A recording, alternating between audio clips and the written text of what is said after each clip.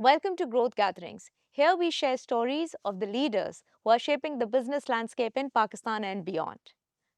Today's guest, he's known as a great writer, a thinker, and a very successful businessman. Faraz Maqsood, he's the co-founder and chief creative officer at the D Hamidi Partnership. He's on a mission to build brands, businesses with a lot of creativity and a little bit of romance. Welcome to Growth Gatherings. Thank you for joining us, Faraz. Thank you for having me, Fariha. So you grew up in Pakistan, or describe your early childhood days. Okay, all right. No, it's not quite as straightforward as it may look because Hmm. I've been working professionally in Pakistan for Hmm. 30 plus years, which has been my longest stint Hmm. anywhere. But I grew up my dad was a banker, Hmm. and he got transferred very frequently. Hmm. So between my brother and I, we sort of grew up between 14 different countries. So you can imagine, I wouldn't say uprooting, but we were constantly rerouted in so many countries.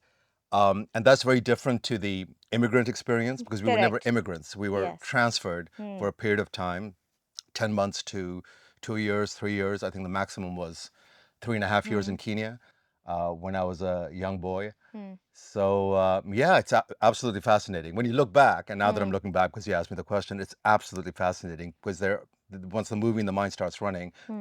there's this collage of so many very unique and distinct experiences. Hmm. And that must be very different because Mm. how do you create that sense of belonging, especially in your work? Because Yeah, it's all about creativity, storytelling. So how do you sort of weave that into your current yeah, experience? yeah. Yeah. No, that's a great question. So there's a word for people like us. Hmm. We're called third culture kids, which means that wherever we hang our hat is home. So there's no sense of belonging. Hmm. There might be longing for different destinations, but there's no sense of belonging per se. So Hmm. I'm equally at home whether I'm here, Hmm. whether I'm in Dubai or whether I'm in London, which is sort of the three places where I Hmm. generally, Hmm. working. So when you ask, where do I hang my hat? I don't know, probably in my mind. Hmm. I think that's where it's hanging. And then when it comes to the creative act, you have to put on multiple hats, Hmm. you know, whether it's strategic, whether it's creative, whether it's planning, you sort of have to see things from different perspectives. Hmm. So in terms of growing up, in terms of education, as you're saying, I think the best way to describe it would be that it was this very unplanned pilgrimage to the temples of the arts, the literature, the theatrics. There was all of that.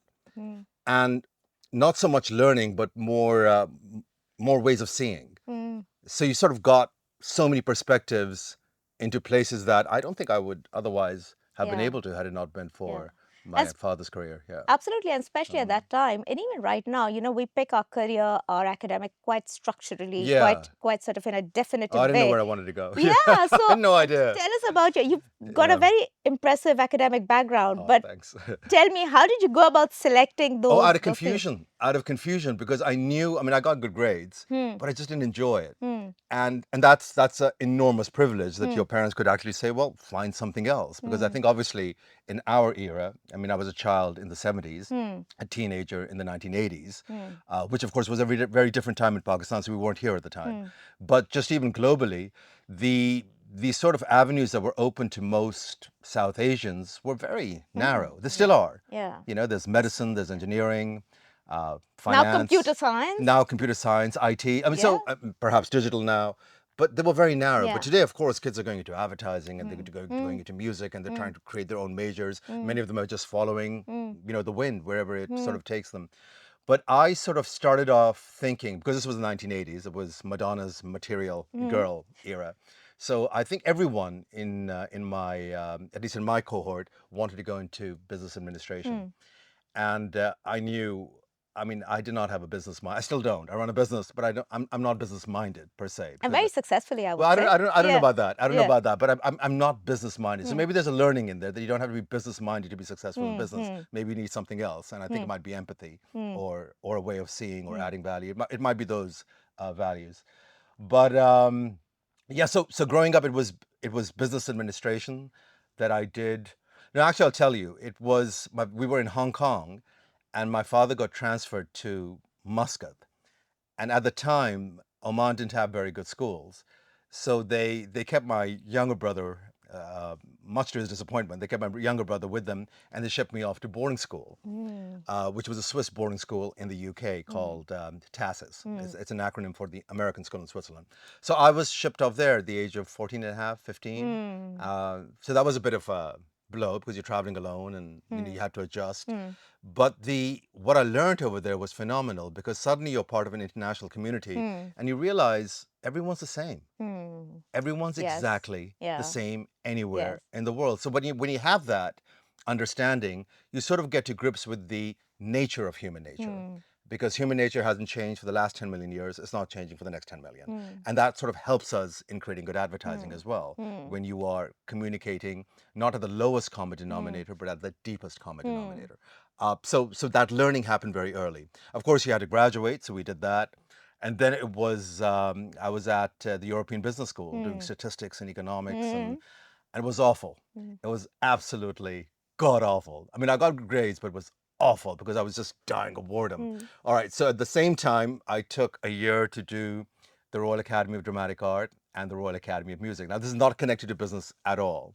I took a year abroad to Paris, where I started off thinking I could be ambassadorial, I could be a diplomat without Mm. knowing Urdu or reading Urdu. So that Mm. was a dumb ambition.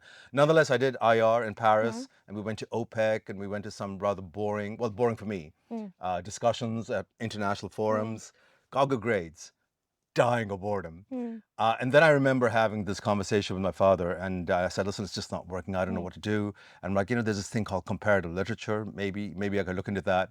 And I can't forget what he said. He goes, "Yeah, maybe a soft subject is right for you." I hated it. I hated him saying that a soft subject is right for you, and I still remember it. So I'm like, well, I don't understand what's so soft about the poets that I'm reading about. This is hard. I mean, it's back achingly Mm. hard stuff because we had to translate from the Yeah. French into the English and back and forth. And we studied the authors of the Lost Generation, from Fitzgerald to Hemingway to Gertrude Stein. I mean, just name Mm. it, and it was being done.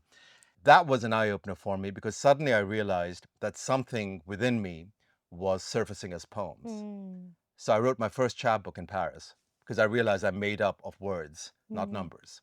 So that was a discovery. And thank God for that. Otherwise, I'd be stuck doing economics somewhere or Mm. being, some kind of a manager in a bank. Mm. So that sort of made a lot of sense. Mm. I didn't know where it was going, and I knew I can't sort of have a career based on that degree Mm. if I carried on with it. So luckily enough, the university in Paris had an exchange program with Boston University. And I remember I was sitting in London, and on this hand, I had the BU admissions guy. They had the Paris admissions guy. And just over the phone, it can't happen today, by the way, just over the phone, they said, "Yeah, has he got good grades?" They're like, "Yes, he has good grades. Shall we just take him on for a Mm. semester and see Yeah. how it Yeah. goes?" "Yes, take him on for a semester, see how it goes." That was a transfer. There was nothing transactional about it. Very human. So very early So 90s? yeah, I was 19, and then when I Oh, you were landed 19. when I Mm. landed at Boston University, there was something called Ad Lab, which is the largest student-run ad agency, and I was there at the communications college, and they said, we'll check you out for a semester if you're good enough. It was ranked number 2 at the time around the world. So if you're good enough, you could stay. If you're not, Mm. head back to Paris. So I didn't have any idea about what communications were. I thought it was telecommunications, like Mm. telescopes or Mm. whatever. I mean, I was that dumb. Anyway, I was in this thing called Ad Lab, and this curly haired girl gets up and says, "Hey guys, if you enjoy doodling, you're an art director." So I'm like, "Oh my God, I'm an art director." And then her partner gets up, black stockings, black lipstick, black, everything black. And he goes, and if you guys enjoy writing a diary, if you write poems, or maybe you enjoy coming up with slogans, maybe you're a copywriter. A bell goes off. I'm like, I'm a copywriter, you know? So then I went after the class, I went back to them and I said, by the way, I can do both. They're like, you can't. You're either left-brained or A right right-brained. brain. Yeah, Yeah. you're either analytical, you're either an artist or you're a writer. You can't be both. Sorry, doesn't So writer exist. is right brain? So left-brained is the Is the the analytical analytical, side. The correct? right brain is the Is imaginative side. imaginative. So Huh. writing is left-brained. Writing is It's a left brain. left-brain function, Huh. but powered by the right brain imagination. Huh. Right. So I didn't. By the way, this theory has been sort of debunked now. Yeah, I don't yeah. think there is a right or No, left or right it's not brain. as Yeah. straightforward, but I still see It was that, a good way to yeah, divide the it's a good way. world. Huh. Huh. So they said, it's not possible. So then I insisted. I'm like, no, I really can. And they're like, well, if you can, and they paused and they said, if you can, then you're probably a creative director. That word sounded like magic to me. And ever since that day, I've just been trying to be a creative director. So that's your short So answer. define creative director. So what does a creative What director is a do? creative director? Yeah, what do So they do? so there are two ways to look at a creative director. There are many kinds of creative directors, right? You could be an executive creative director, or you could be somebody who is fully immersed in the manufacturing of ideas, creative director. You could be an administrative creative director. There are many kinds. So if I'm the creative director, then that colloquially means senior bitch. Okay, but more, but more professionally, what it means is that you sort of have to be a benevolent, creative dictator at your agency. That's what it means. Ultimately, the buck stops on this red seat, and this red seat gets changed very, very often in big agencies because of the creative director, because it's up to them to bring in the business. Okay, Yeah. so very interesting. Yeah. And again, I think I've been in HR for a very long time, Yes. but Yes. very sort of established stroke, boring companies, very No. established careers. No one's boring. No company's boring. Yeah, but the way your journey and also these fields, I think, are a little new for me. Sure. So tell me, how did you go about sort of setting up your own agency Oh yeah. and the work that you guys do? Yeah. It was completely. It was stupid. It was very stupid. Um, and I had my late business partner and I sort of started this venture. Mm, And I met up with him and he says, "What do you want to do when you're, later in life?" Just a generic question when you're mm, meeting somebody for the first time. mm, I'm like, "Oh, I don't know, maybe when I'm 40." I was 22 then. I said, "Maybe when I'm 40, I'd like to have my own ad agency." So he goes, "Why don't you start one tomorrow?" And I'm like, "What?" So what that told me was that whoever this individual is has so much moxie. He is so fearless, and he knows the roads and streets of this town so mm, well mm, that he'd be the ideal partner. Because I live in La La Land, mm. So he became my business partner. I was a creative guy behind the computer doing whatever, and he basically said that so long as you have a telephone connection and some audacity, you can start an agency. I had plenty of audacity, and And we started. I mean, our so office you was our relocated car. back to I Pakistan? was in Pakistan. My, You, my, my first job wow, was you at were in Pakistan. IL Sachi, where I entered as art director, and Mm, then got trained subsequently mm. from the Sachi guys in And was it Singapore. difficult? How did you find Pakistani consumers, customers at that time? Yeah, Because creative field, yeah, my recollection is it was strong, yeah, but it was a bit but very basic. blah, very Yeah, yeah, blah. yeah. It was. But I think at the time, and we didn't even get much inspiration in terms of Hmm. the magazines and Hmm. the access that we have to Yeah, today. yeah. In the old days, you'd find one of these newspaper wallahs on the road, that Hmm. come in with the odd copy Hmm. of the art director's annual, Hmm. which was a miracle. Hmm. Or we'd order communication design or Hmm. communication arts magazine, and that would come in tattered Hmm. with censored marks. You might remember that, right? After 3 months. Yeah. So there wasn't much inspiration Hmm. around. The only thing that you had to rely on was your childhood paracosms, Hmm. the worlds that you created as a kid, Hmm. and we continue to do so because Hmm. ultimately branding is to create a paracosm, Hmm. a visual ecosystem for the Hmm. brands that we work with, Hmm. and brands tend to live in that world. Hmm. So that was a resource that at least I needed to sort of go back into.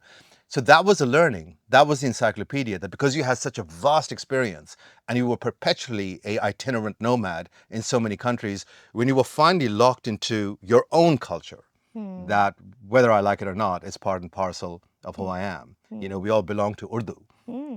and there's a connection to it, Hmm. even though I may not be a master of it. Hmm. And like members of my family, I Hmm. may not be a master of it, but that connection and that sense of belonging really worked for me. Hmm. And then you had time. You had time to dream, and the days weren't like in Western societies where everything was just so chock a Hmm. block. Hmm. So I loved the luxury of that Yeah. The lethargy. pace here. Yeah, yeah. Yeah. I loved it because it gave you time to think and to write It takes, to write 300 words, it can take 8 hours if you're writing a novel. Yeah. And a poem maybe even longer, even if it's a short one. Not if you're asking ChatGPT. No. But yeah, but fortunately, we only had chat then. Nothing, no GPT. No GPT. No GPT then. Yeah. But yeah, so that's sort of where it all started. And so we opened shop and we worked for, yes, this is a great story. So remember Aisha Alam, who used to, Yeah. So she was a friend, of course, and I think for literally 2.5 hours, she decided to join a corporation. And in those 2.5 hours, she said, "Hey, I heard you open up an ad agency." And Adil and I were on the phone, like, and Adil said, "Don't say we opened it, 2 days ago." I'm like, "Yeah, we've had an ad agency, Aisha, for a while." He goes, "Can you guys do some research?" We had nothing to do. I'm like, "Yeah, of course. What is it? What's the company?" "Well, I'm working for Langnees, and they need some research for their Oh, the honey." honey? Yeah, for the honey. So we went to Agha's, Uh-huh. and Adil took some of his rather unusual friends. You wouldn't invite them to your home. So rather unusual friends, buddy, standing outside hours, aggressively soliciting customers, which is not how you solicit customers. They're like, "Is that Aja? Oi," ye bhar do. So we did our research, very primary, about what people thought about Langnees. And when we presented it to the client, we got our first check of 10,000 rupees. And with those 10,000 rupees, we made our business card and our first letterhead. That's how we started. And this was back in 1993. 1993. Yeah. And well done. And what an evolution, right? Yeah. Okay, one question. Mm. People typically, when they think of advertising agency, Yeah. they think of an ad, Yeah. TV ad, TV commercial. Right. Is it still the same? Great question. You see, whoever you are right now, what you're wearing, what color your hair is, your eyeglasses, your shoes, you are an advertisement of who you are. An advertisement is anything and everything. It's a projection, right? You could say that it's a projection, but it's a projection anchored in authenticity. Huh. Yeah, Correct. it's a projection anchored in authentic. If it's not authentic, Yeah. we won't be able to sell you. Yeah. Yeah. Yeah. So in the old days, yes, I think people used to think in terms of the big TV commercial because that TV commercial would sort of it'll become the brand anthem. It'll become your brand persona. It'll become your brand everything. That was it. And that would be supported by a couple of print ads that you would run on forever because repetition is reputation. You keep doing it through frequency exposure and ultimately habits are formed. That Sorry. system, yeah. Is it true? I've heard it somewhere that if you repeat a message for 20 times, if people hear it, they start believing it's true? Yeah, but in fact, Hitler's propagandist said the same thing. Tell a lie long enough and people will think of it as the truth. Yeah, it's quite scary, but we're not going there. We're doing authentic work and we understand that the science of advertising, good or bad ads, it doesn't matter. The science of advertising recommends that a customer is exposed to a message as frequently as possible, at the same message, which is not how content marketing works. Yeah. Right. So today, that's a whole different thing. So content is more about building relationships, offering advice, everything from practical tips to solace. And we've got tons of those gurus on Instagram and TikTok and what have you. Copywriting, on the other hand, is slightly more designed for a sale. So you sort of have to do content, copywriting, sale, buy my quiz or buy my book and whatever. And then lots of help again, and then another sale. So that's the world of social. Okay, so Yeah. today if you get a client brief, Yeah. how do you decide which medium to use and how do you engage the audience or the consumers? No, great question.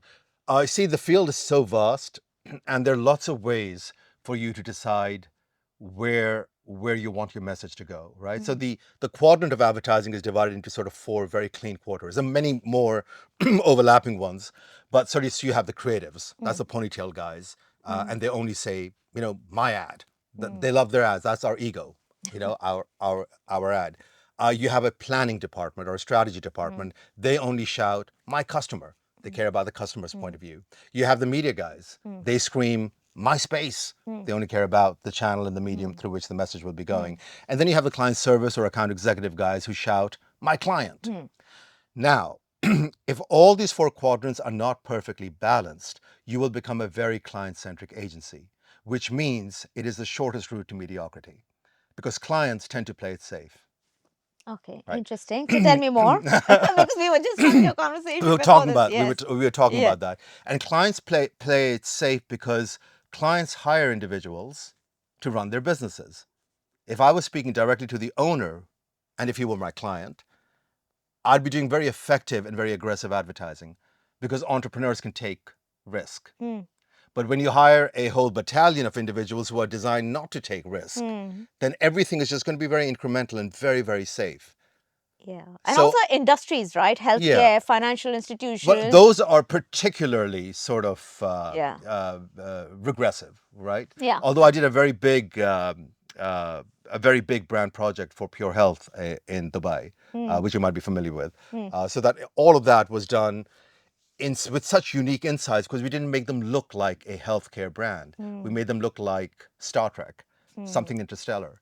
Yeah, check it out when you're there next time. Yeah, Ah, the whole look and feel of Pure Health has been designed. So when the competition zigs, you've got a zag. It's as simple as that, right? So if everything has white tube lights and long white corridors, you do something like that. You have this interstellar spaceship, which is Pure Health, all about AI and data and the science of longevity. hmm. It's all that. So that's the world that So we you didn't created listen to for your them. clients because you said, you Yeah, you don't. you don't. I'm giving you a soundbite. You don't. You imbibe the feeling and their ambition, and the ambition isn't necessarily written in the brief. No, because I'm, Yeah. just listening to this, I'm getting uncomfortable because I'm a very controlling person. I'm Yeah. thinking, these guys. So I tell How them to dare do this. they? Yeah, Yeah. and they tell them, no, Faria, don't do this. I mean, sometimes they nudge, but I'm Yeah. like, no, Yeah. actually, this is how we're This going is to do it. exactly how we're going to do it. Right. Exactly. So here's the thing. Then why come to an agency? You see, you get my point. And I'll tell you what's happening right now. Although it's changing, been this rather unusual migration of creative talent in-house. Hmm. Right? Clients are having a lot of in-house Hmm. stuff done, and the problem with in-house stuff is that the standards get so low. They think that it's cost saving. It actually isn't. It isn't. It Yeah, isn't because that's I think true. the Yeah. standards get low, the typos get through, and you're in the same run-of-the-mill kind of stuff that you're sort of Yeah. pouring out day in and day out. And I see those individuals, I meet them because if you're truly if you're truly creative in the sense that you need multiple stimuli to get you going, you need to be in an agency environment because there you can work on multiple projects. If you're only assigned to one constant stream of work or brand, you can get tired. And then what's going to happen? They're going to replace you with somebody else. So wouldn't it be better that you stay the same and instead the work around you keeps getting Yeah. changed every now and then, Yeah. you So know? that I'm thinking of two questions, but let Mm. me ask number one. This is more on the No, HR but side. the question you asked was, do I listen to clients? Of Shift. course you do. Otherwise, I'd be out of business. But I think what you do also, if there is room for conversation, is that you challenge and you sort of co-create. I think that would be the right approach. But there are clients who just want stuff implemented. But then somebody like me is not likely to be involved with it. Then you have people who would be implementing direct Mm. briefs. But if you want somebody who's a bit of a co-creator, and generally the people that come to our agency Mm. tend to wear the co-creation hat. They're like, we want this kind of work, which is why we've sort of avoided pitching, like nobody's business. Yeah, pitching, I'm not too sure Yeah, also because, yeah. It's just a strange game. yeah. It's a strange game. And talking about co-creation, because it's a very good skill, and Mm. I feel whether you're working inside the organization as an entrepreneur or running a creative agency, whatever, Mm. how do you approach it? What sort of questions do you ask to make sure that you get that insight and people are motivated Yeah, to well, a co-create? brief is very simple. Basically, in all its avatars, you're doing the who, what, where, why, when, Mm. and how. I mean, Mm. that's really what it is, Mm. and that's where it stops.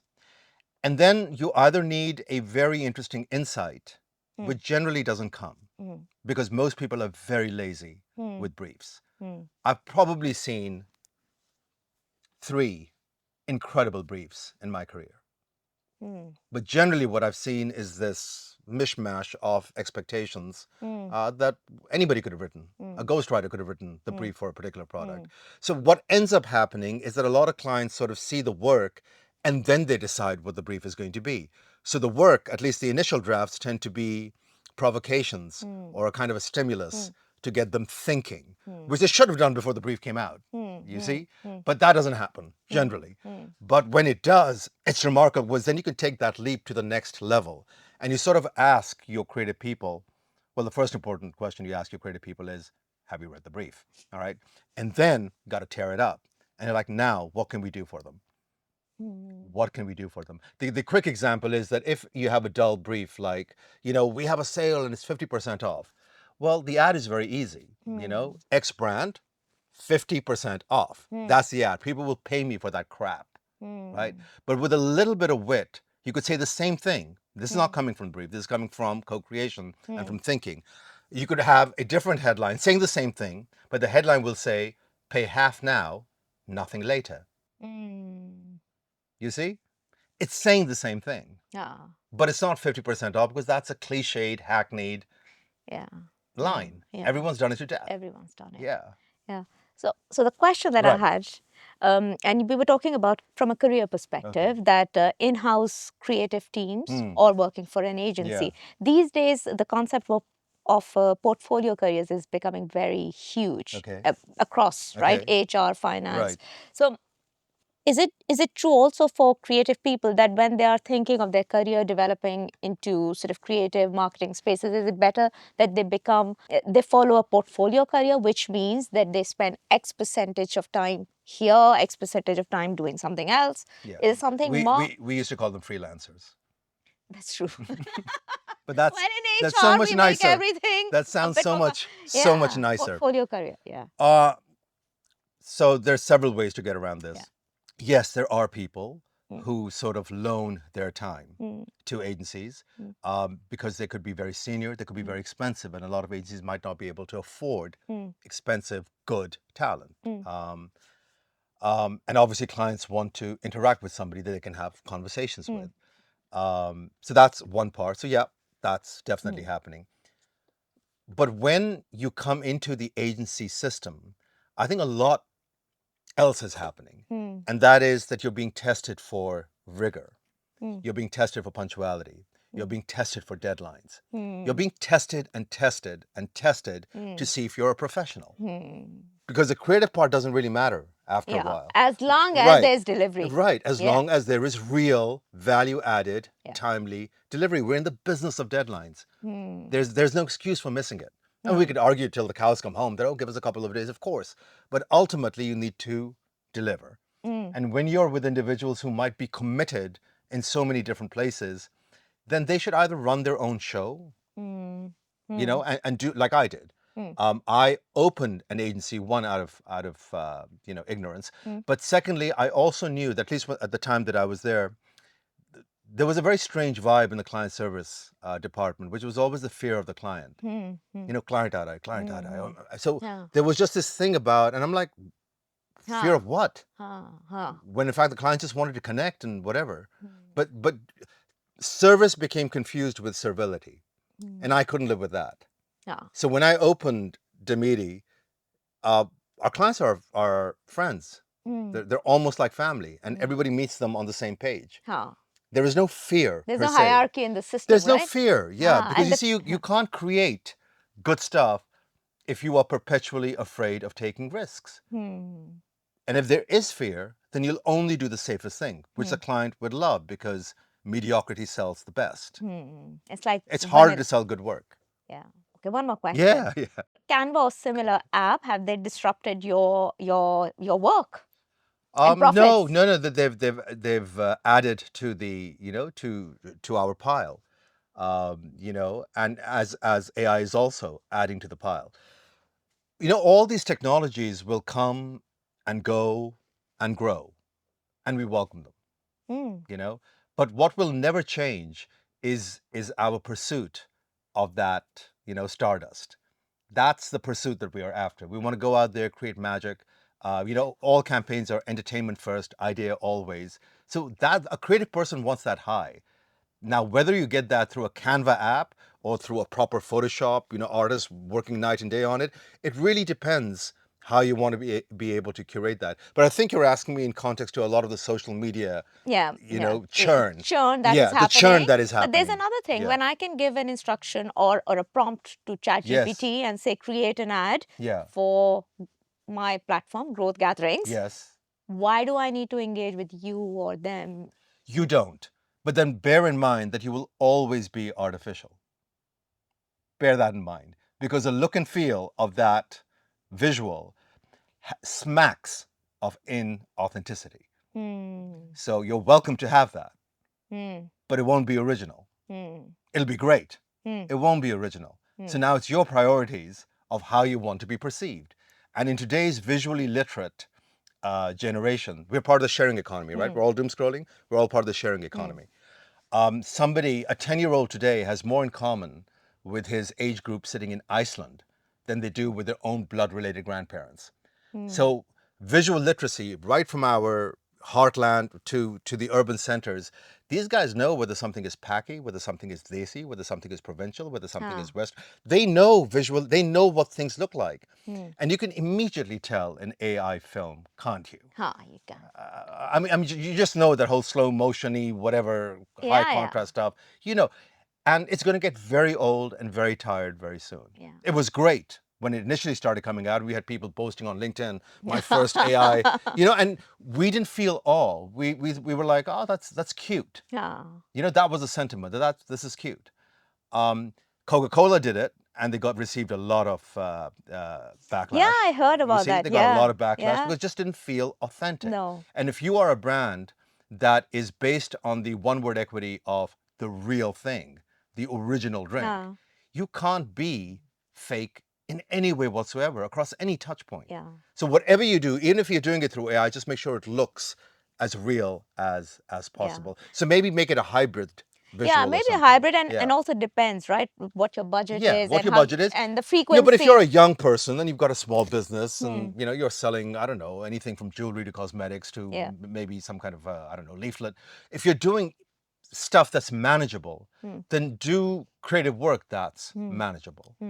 The agency world belongs to a whole different ecosystem because there are a lot of people involved. And agencies have always imitated the structures of the clients. We're all one and the same, by the way, in the agency. We're a creative grouping or a collective. But we've had to organize ourselves in sort of hierarchies and tiers because we needed to mirror the client side. So if the client side has a junior brand executive, we will have a junior account executive, and so on and so forth. So we mirror the client structure. So the client feels secure. But Interesting. within ourselves, we are chaos and madness and poetry and magic, and there's all of that happening. I mean, hopefully that's still happening. And what's next for you? How firstly, when you started, sorry, I missed that part. So you started with one check, 10,000 rupees. 10,000 rupees, and yes. And I'm assuming today you're earning a little more than that. A little over 10,000 rupees, yeah. And so walk us through the evolution of your agency and what's the future? I don't think my agency has evolved. No, seriously, I think it's always had the same heart and soul. A lot of agencies in Pakistan are run by businessmen. Maybe 3 agencies in the history of Pakistani advertising were run by creative men. One was the incredible Javed Jabbar of M&J, creative person, ran an agency. You had Imran Mir, CEO, was a creative person. And then there's me. Now there are a lot of tiny workshops and so on and so forth. Sorry, and is it the same trend globally or is it specific to Pakistan? Interesting question. Because if you look at design firms, you will find that designers run the show over there. But if you look at a lot of agencies, of course you have, but it's a different structure. They have the chief creative officer and the chief whatever of it. So there's an entire C-suite that tends to balance itself out. And they all have their silos and they all know what they're doing. But that's a fully functioning, well-oiled machine, the holding company model. I am part, by the way, of a global network of independent agencies called Worldwide Partners. And we are among the world's top 90 independents. And what happens with the independent agency is that the top guy picks up the phone. There's more resilience, you see? And there's speed to market. And you're totally part and parcel of the product. So it's a very different worldview. And in the holdco model, the holding company owns the agencies and extracts maximum value. In our independent model, the independents own the holding company. You see, so Okay. it's a total reversal of thinking, which is why I said that our agency really hasn't changed, because I was looking for a global network that would give us scale and opportunity, but not at the cost of becoming servile, which is why I left my first job anyway. Because Yeah. a healthy person can't think in that capacity, at least for too long. So our DNA has always been design first, always been design first. And we then positioned ourselves as Pakistan's first brand and identity firm. So then, so what's ended up happening is that when you end up creating the brand and developing their DNA and articulating their vision and the mission and the values and the entire visual vocabulary and the whole brand persona, once you've done that, it's sort of obvious that the messaging will follow. Messaging, as in the advertising, the communications will naturally follow. So that model has been very successful for us because we've started at point A. We weren't sort of brought in at point, Q or R or T. I don't And know why I what's chose next? those letters, huh? But anyway, yeah, Anyway, good yeah, letters. But yeah. what's next for you and for your company? I don't know. I don't know because I Hmm? think we've successfully moved with the times. Hmm. Um, I mean, we're branching out into digital, but I wouldn't ever call myself that. I would call myself a trad-digital agency, as a digital plus digital, Hmm. so that the entire ecosystem stays relevant and connected. You don't want your content and social looking entirely different from what's happening on other platforms. So if somebody wants this cohesion, and if somebody wants the integrity that a brand must maintain in order to succeed in today's world, because repetition is reputation, then we are those architects. We are those conductors and orchestrators. Okay. And I would like to be able to do more of that because there's no high like it. Okay, Yeah. great. And you're based in Pakistan. Your clients are in Pakistan and the UAE primarily, or? Yeah, but we have a client out of Switzerland. We have clients out of Singapore. So we just got a call from the first microfinance bank out of Afghanistan. Initially, I thought I was getting scammed. You know how you have the 9-1 number, whatever, or 9-3, whatever the Afghanistan number is. There's always somebody who wants to sell you Yes, a yes. very special number, and you're like, wait a minute, the code is from Afghanistan. So initially, I thought this was a scam, and I was Huh. speaking to the CEO, and he called me in Dubai. They need rebranding, and it's part of the Habib Group. Yeah, so they need rebranding. But the point is that because you are so concentrated on the work does all the selling for you. Huh.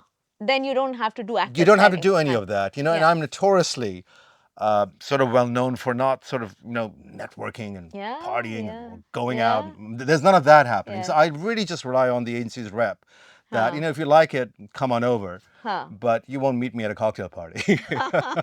And we also spoke about it Right, earlier. So you're right, an right, introvert, you right, mentioned.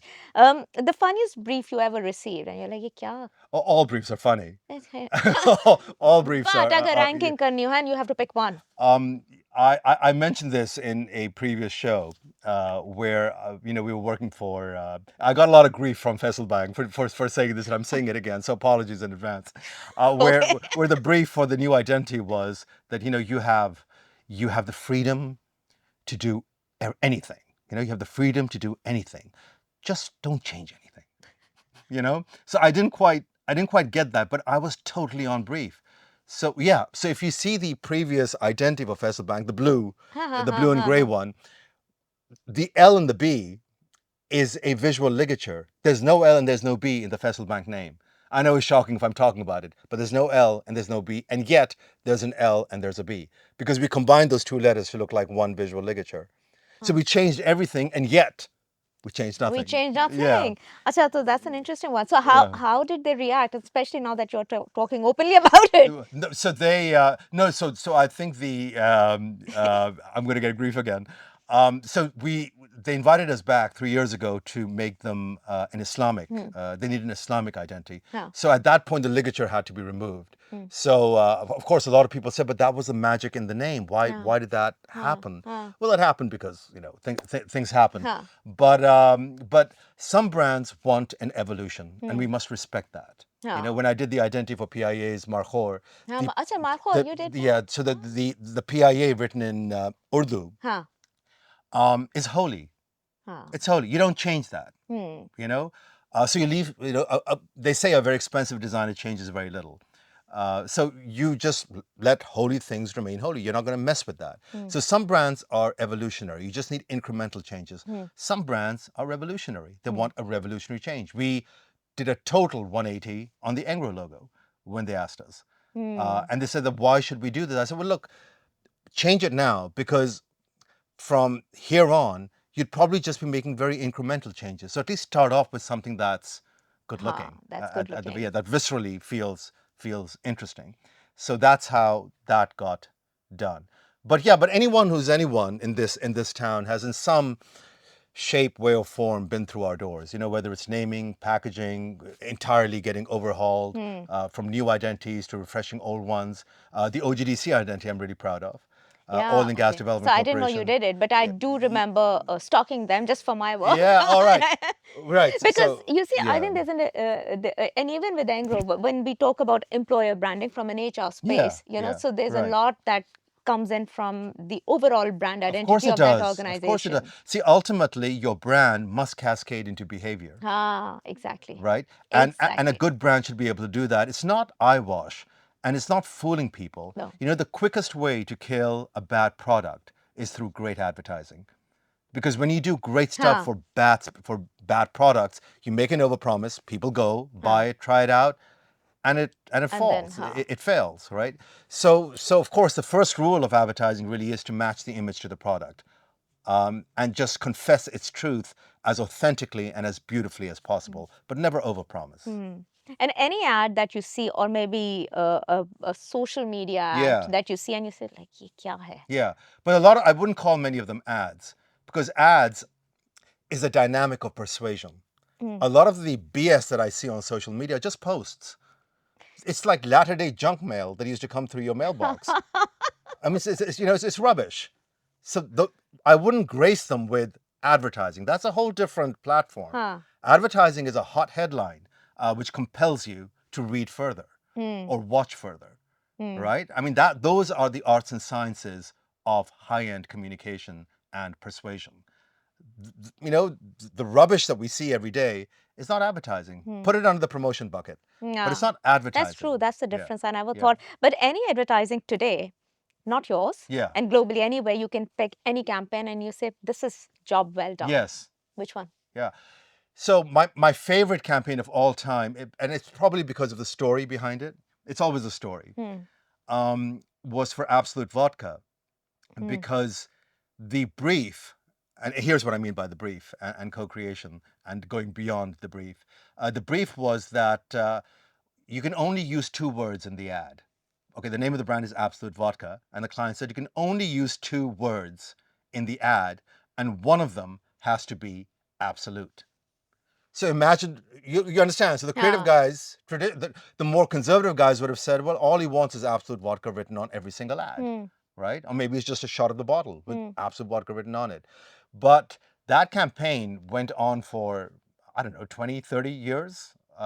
And they went from, they sort of packaged themselves around different subjects. So if it were cities, then you would have, for example, for LA, they had a swimming pool from a top shot of a swimming pool shaped like the Absolute bottle, and it said Absolute LA. For Chicago, they had all the letters in the bottle flying off because it's a windy city, so it said Absolute Chicago, and so on and so forth. They did the arts, they did fashion designers, they did cities, they did everything with two words, and they stuck to their guns. That's advertising. Design-wise, Apple, of course, is wonderful to this day, Yes, to this. where they've understood that people are not buying technology, people are buying, design. So everything about Apple, right up to their, when you put your laptop on sleep mode, even the way the light sort of inhales and exhales, it's like your laptop is sleeping. You see, these are sort of the details that add value, and the sort of the nuance that you can charge a lot of money for. If you're able to add nuance to work, you can charge money for it. Yeah. You could charge money for it. A Rolls Royce and a Toyota both do the same job, right? They drive you around, right? But if you look at if you open the door of a Rolls Royce, a red light will sort of give you the illusion of you walking on a red carpet.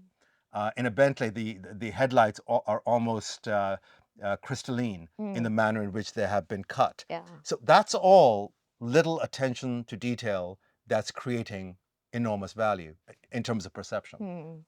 So now I'm thinking if anybody who wants to have a career in creative storytelling or have their own agency, what skills do they need and what would you advise them? Today's young people, it boils down to the 3 R's.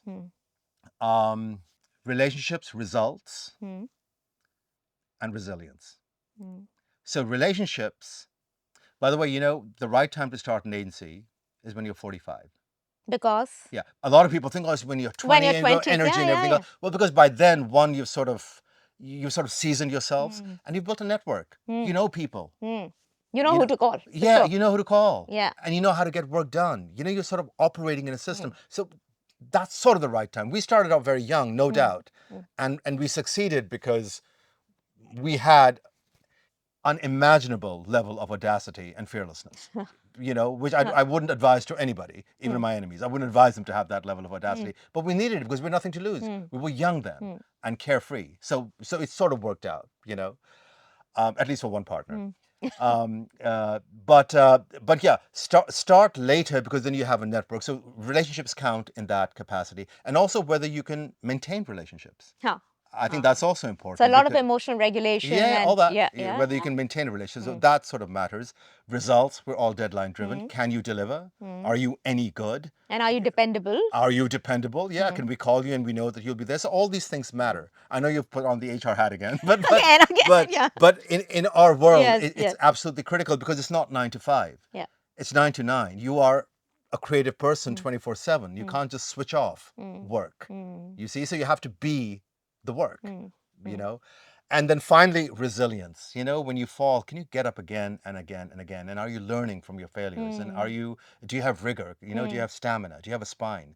Because rejection feels awful. And you need to be able to take it. Because it's nothing personal.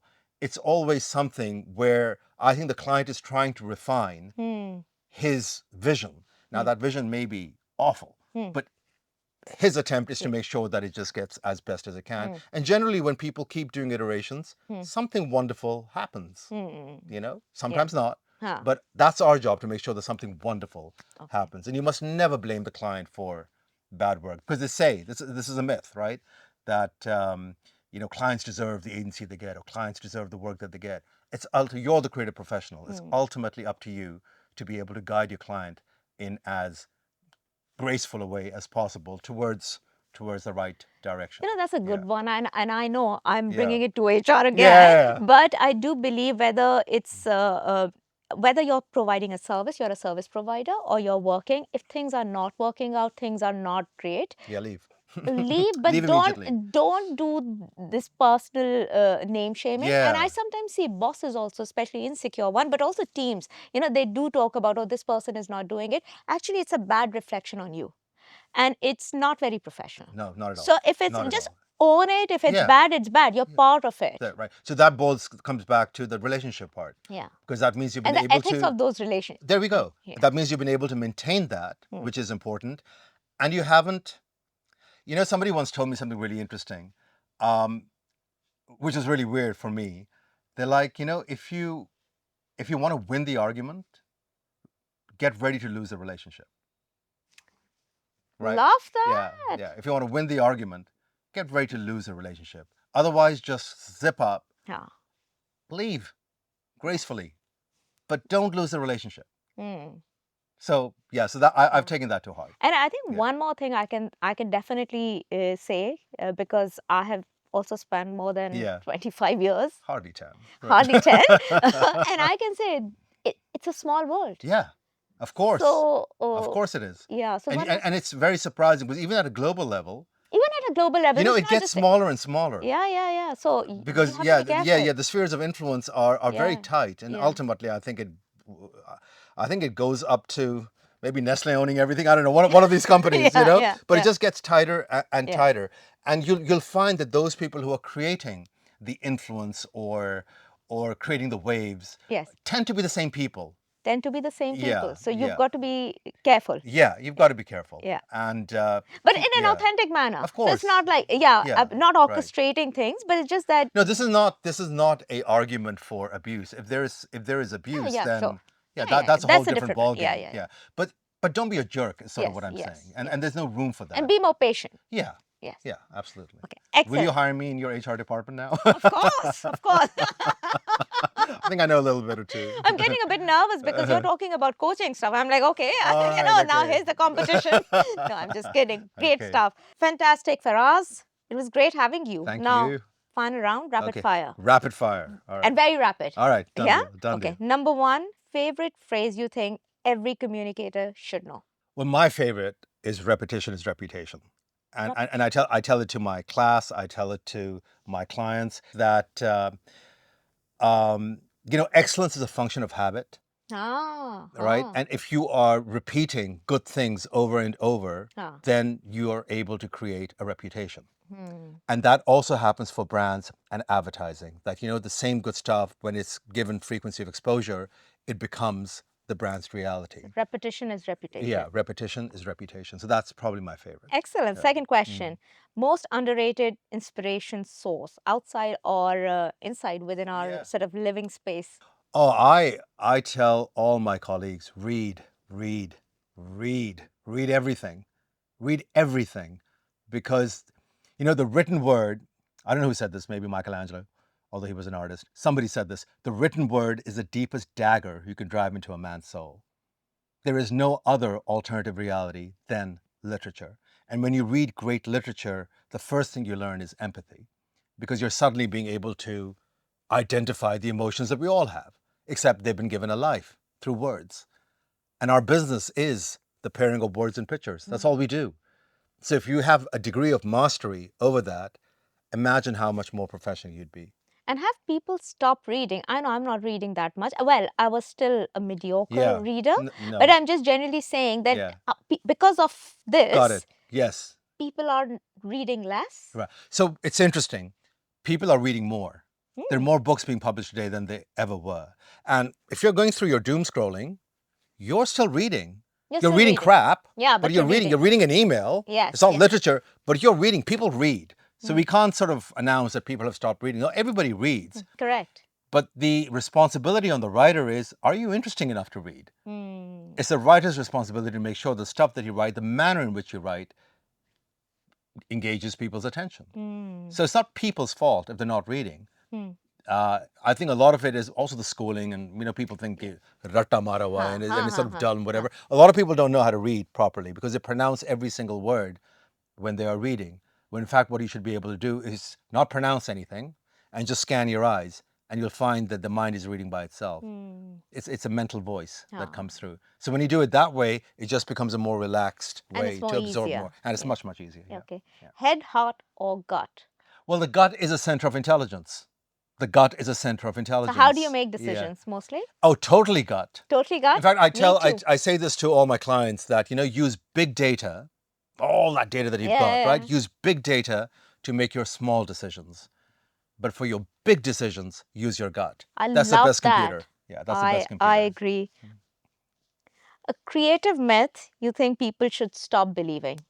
Oh, a creative myth. There's so many. I know one. Yeah, okay, tell me. Creative temperament or something. Oh yeah, like that. the mad. The mad What's with creative, that? right? The whole mad scientist thing. Yeah. It's such. Oh, sorry, creator's temperament. It's called a creator. I don't know what it's called. Yeah. But whatever it is, it's not very flattering. No. But the problem is that some of the most astonishing creative minds did not look creative, and I found that a lot of young people that I meet are more interested in creative packaging, than being creative. So you've got the leather jacket and you've got the earrings and the ponytail. I had a ponytail too, but this was to manage this. Now I've lost half of it, so it doesn't matter. But there was a lot of that in the interest in the packaging as compared to the interest in your mental acuity to make a difference. So I would think, we need to bust that myth. Okay, amazing. Many of the most amazing writers that I have met are actually very normal. Yeah, that's true. Yeah, very Yeah. normal. Yeah, in their behaviors, in their habits, in the Because way they I look. think Yeah. I don't know, maybe I'm judging here, but I think because Hmm. they relate well and that's why they think better.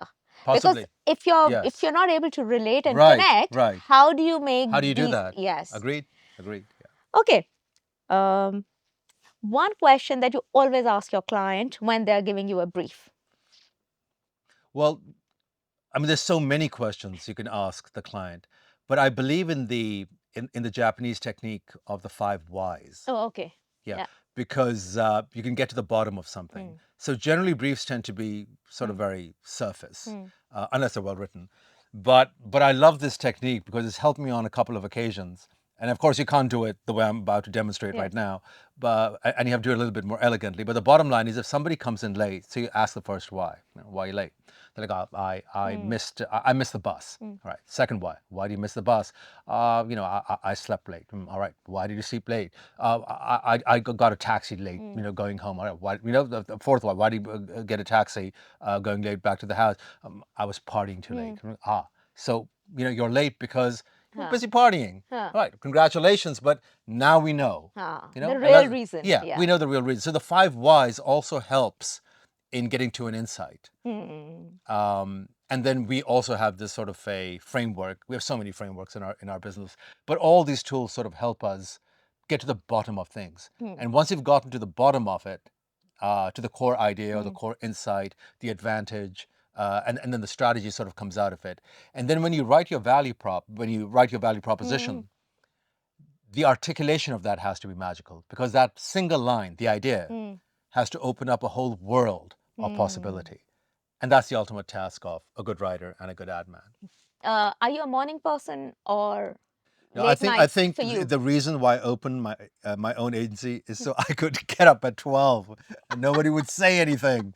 Really, to this day, Yeah? I sleep around 3 or 4 a.m. Okay. I'm a total owl. Okay. So Yeah, you've a got a total owl. different Yeah, no, because you biological get the body clock. time. You get the time to think, and then you're able to orchestrate.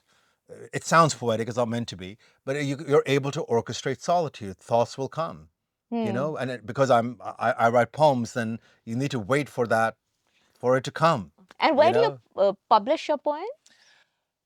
the first one was a chapbook called Diva, which was published in. It was written in Paris, Hmm. but published in Boston. Hmm. The second book was done by Still Waters Hmm. Publishing over Hmm. here, to much, joy and Hmm. jubilation. And I remember this article in Friday Times where they said, well, the ad man Hmm. used some of his, advertising tricks as it was a glamorous event. Huh. So he was able to combine the literary with with the staging of his book launch. Hmm. So that book was called Skin, Hmm. and that's a collection of short contemporary poems. I actually write for people who hate poetry Yeah, because people because I'm can not find it very dull. fond Yeah, of it. people Actually, I can find don't. it dull. Yeah, it's called poems. Yeah, poetry, poems. Yeah. Yeah, yeah, So yeah. you can see this It's is for called, beginners, yeah, right? yeah. So I have to share some of mine. I think I might be Yes. able to change your opinion. Yeah. Yeah. Yeah. Please All do. right, done deal. And how do you describe yourself? One word. Can it be 3 words? Okay, 3 words. Black and white. Yeah, yeah. Fantastic. Thank you for Oh, you're joining. welcome. Thank you for having me. Thanks. Awesome. Excellent.